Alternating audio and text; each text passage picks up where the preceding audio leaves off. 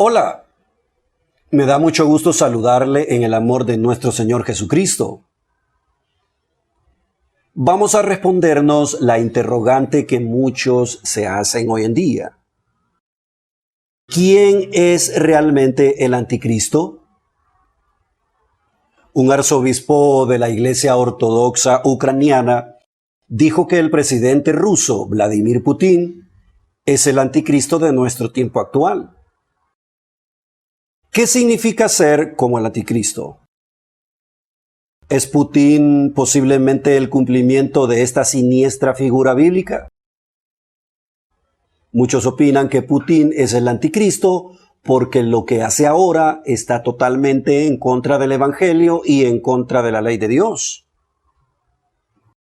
Esta es otra capa de intriga a las crecientes preguntas escatológicas que rodean al mundo por lo que este presidente ha desencadenado. Muchos eruditos bíblicos discuten estos importantes temas y preguntas sobre las profecías de Gog y Magog en Ezequiel. En una discusión de seguimiento nos sumergimos en los versículos de la Biblia que predicen el surgimiento de una futura figura del anticristo. La palabra anticristo aparece unas 5 veces en las Escrituras. Y aunque hay muchas perspectivas sobre el rapto de los últimos tiempos, la tribulación y todo lo demás, es importante analizar a la luz de la Biblia la ubicación del anticristo en el paradigma de los últimos tiempos. Al anticristo se le representa en las Sagradas Escrituras como una figura del fin de los tiempos, que llegará en los últimos días y que será prominente durante los últimos 7 años de la historia de la Tierra. Básicamente será un líder mundial. Será el líder mundial del planeta. Pero, ¿es Putin el anticristo? Es bastante intrigante la especulación sobre si Putin es el anticristo, ya que especialmente tenemos que considerar lo que sostiene la Biblia.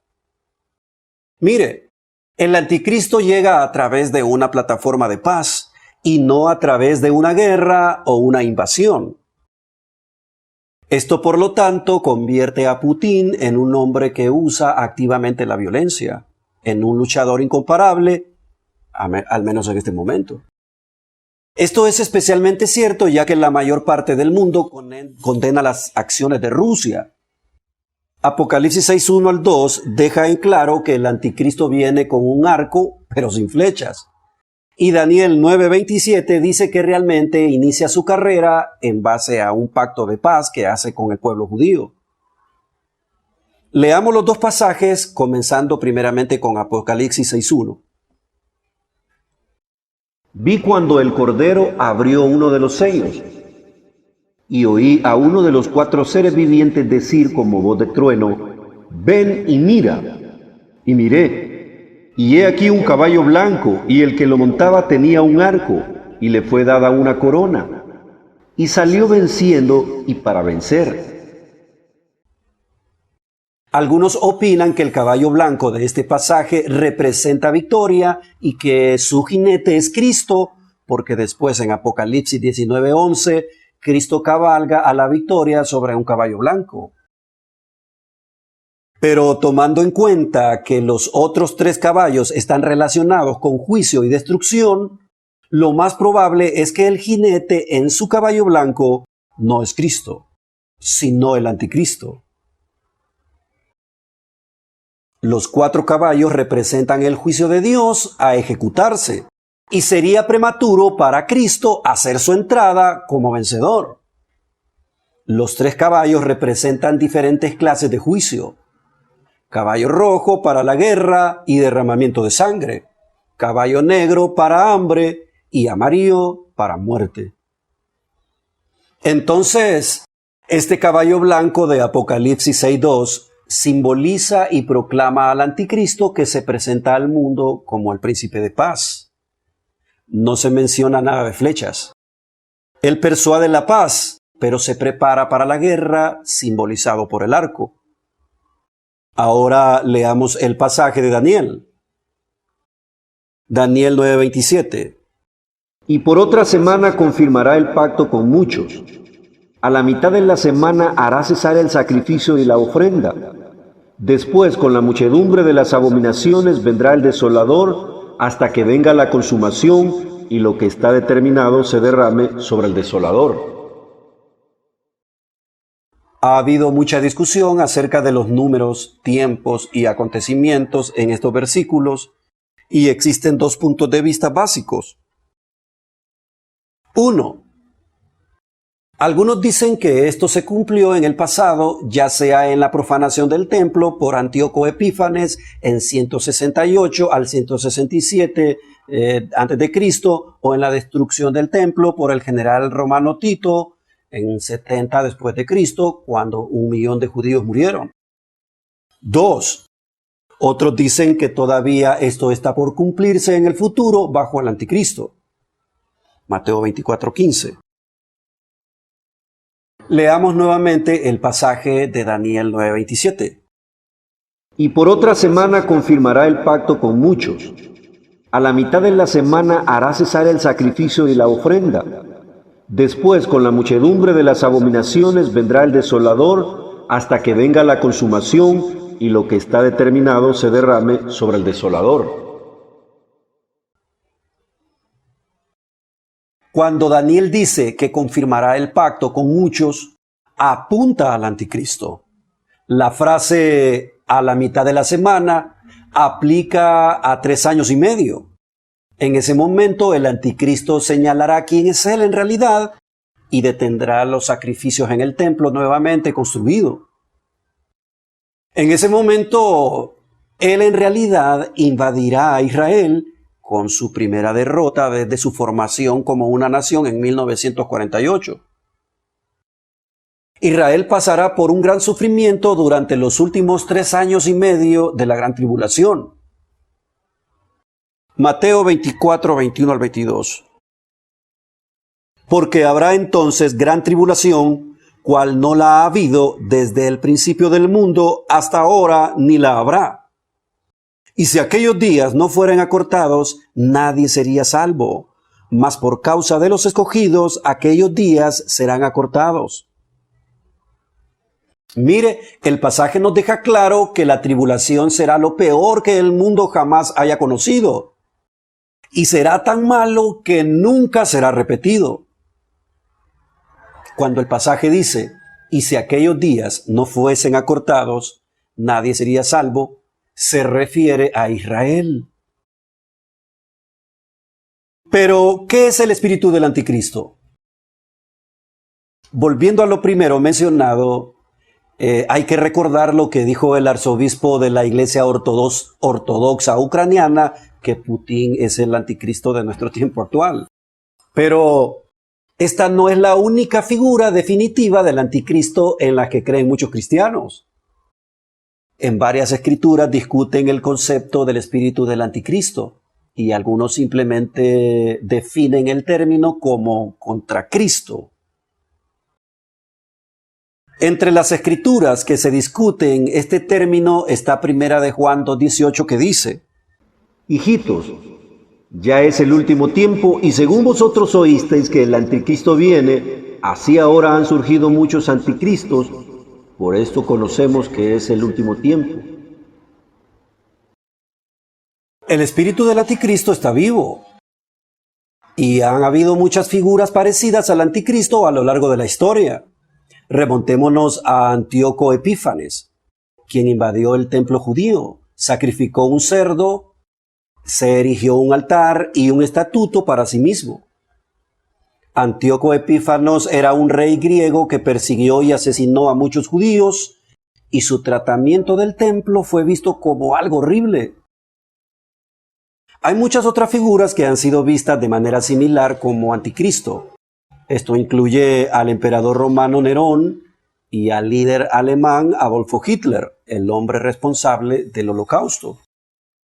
Aún así, el anticristo final será diferente. Una figura distintiva que ejerza el control global. En cuanto a la identidad específica del anticristo, nadie lo sabrá antes de su ascenso. No creo que podamos saber realmente quién es el anticristo definitivamente en este momento. Y si usted sabe quién es el anticristo, entonces malas noticias para usted. Está en el periodo de la gran tribulación. Recuerde usted que cuando la palabra de Dios dice, y vi subir del mar una bestia, está hablando de un mar de personas. El anticristo se levantará de muchedumbres. Y Apocalipsis 13 habla de dos bestias y las referencias de la bestia del mar y la bestia de la tierra. La primera es el anticristo. Así que en realidad hay dos bestias sobre las que leemos en Apocalipsis 13. Y es la misma palabra que se usa para describirlas a ambas, lo que significa una bestia salvaje y voraz.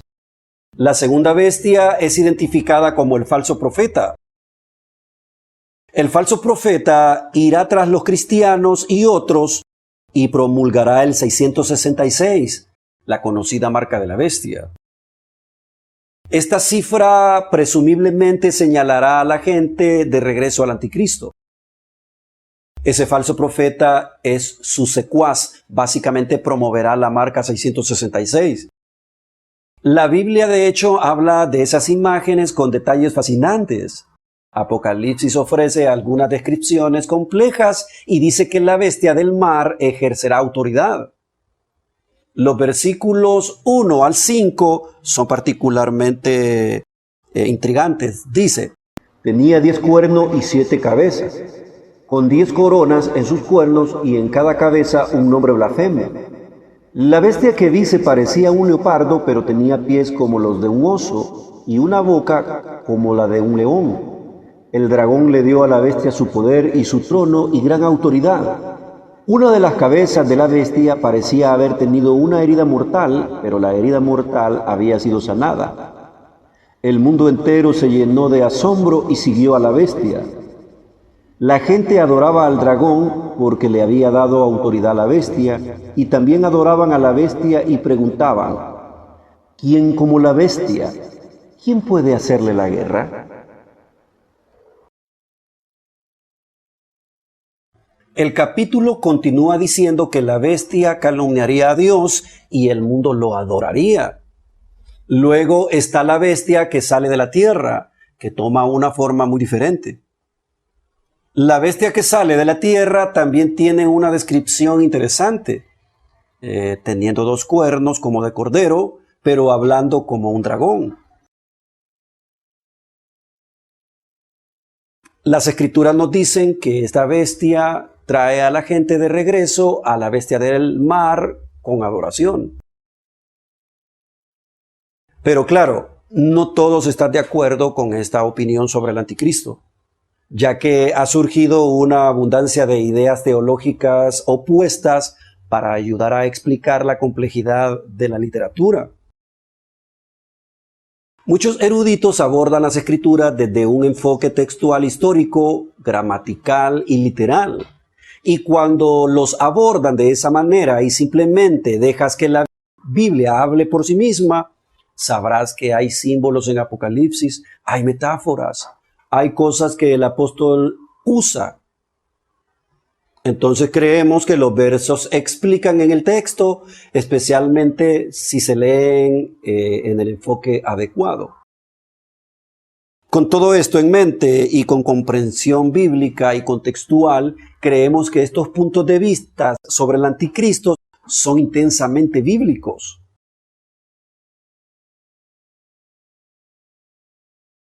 Hubo una investigación realizada en 2016 para el Código de Armagedón en busca de respuesta de los últimos tiempos, en las que una periodista reveló puntos de vista diferentes entre los pastores cristianos en lo que respecta al anticristo. Muchos pastores protestantes estuvieron de acuerdo, aunque partes considerables tomaron posiciones diferentes.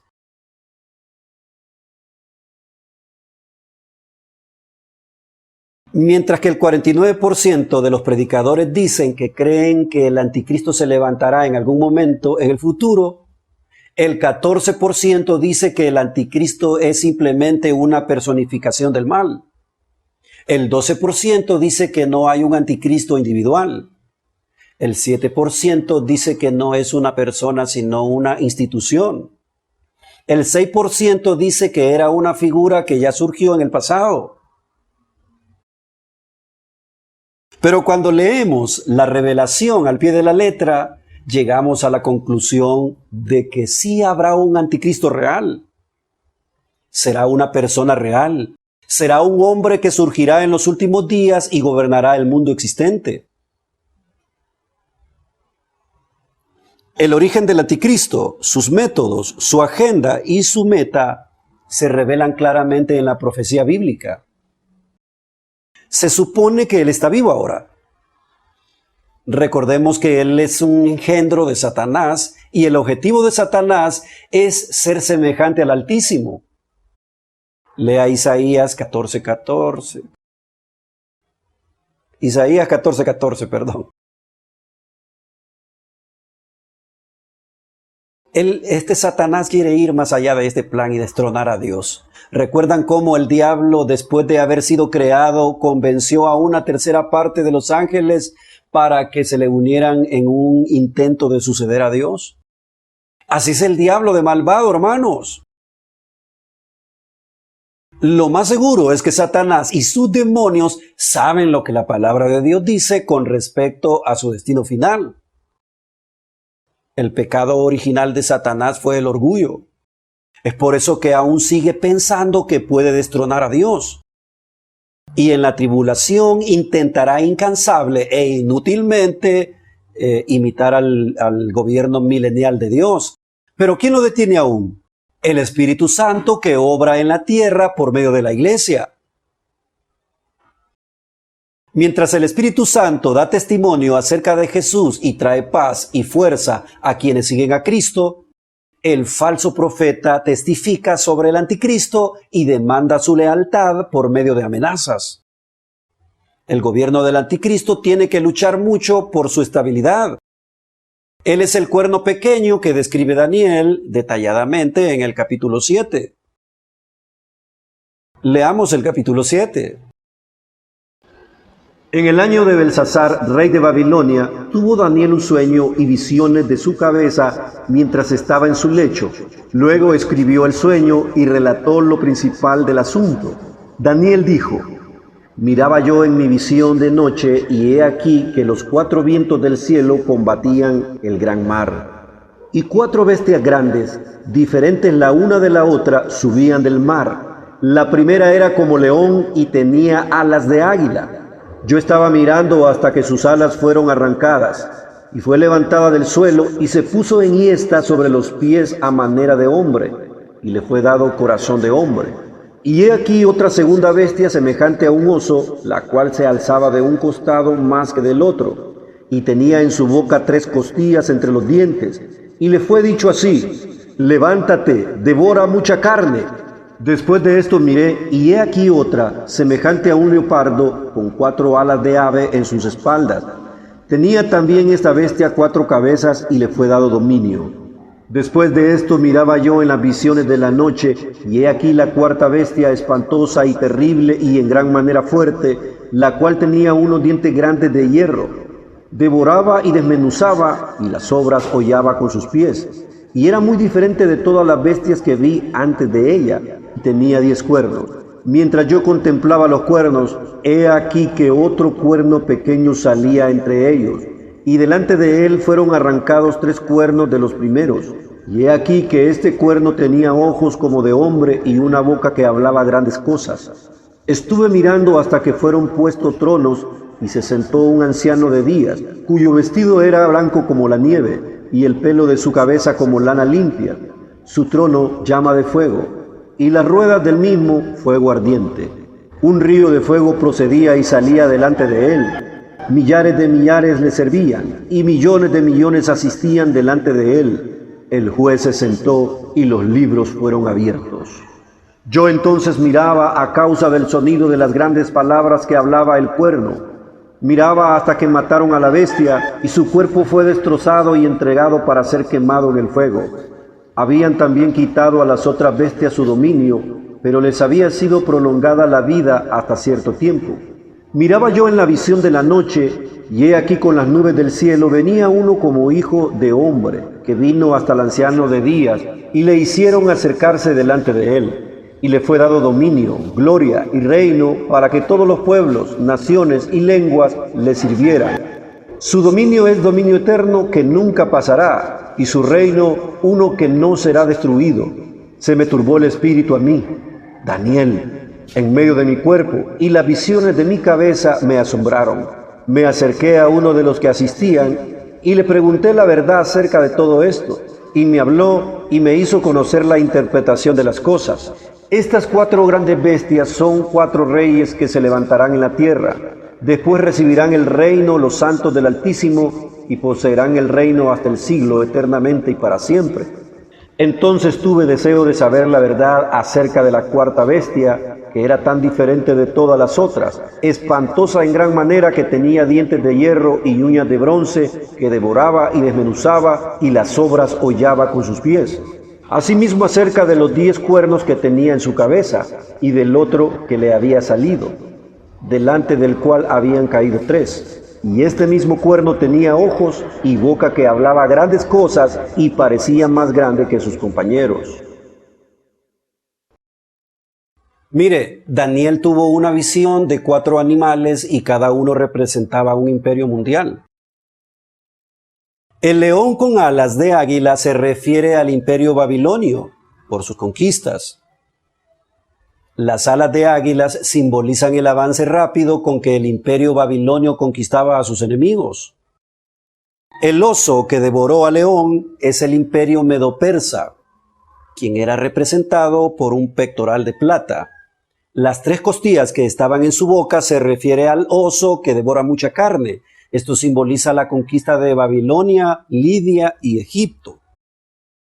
El leopardo es Grecia. Sus alas hablan de la rapidez de la campaña de Alejandro Magno cuando conquistó mucho del mundo civilizado en 4 años. Este imperio se destaca a cerca de 200 años después de los días de Daniel. Las 4 cabezas simbolizan la ruptura de ese imperio después de la muerte de Alejandro a la edad de 32 años.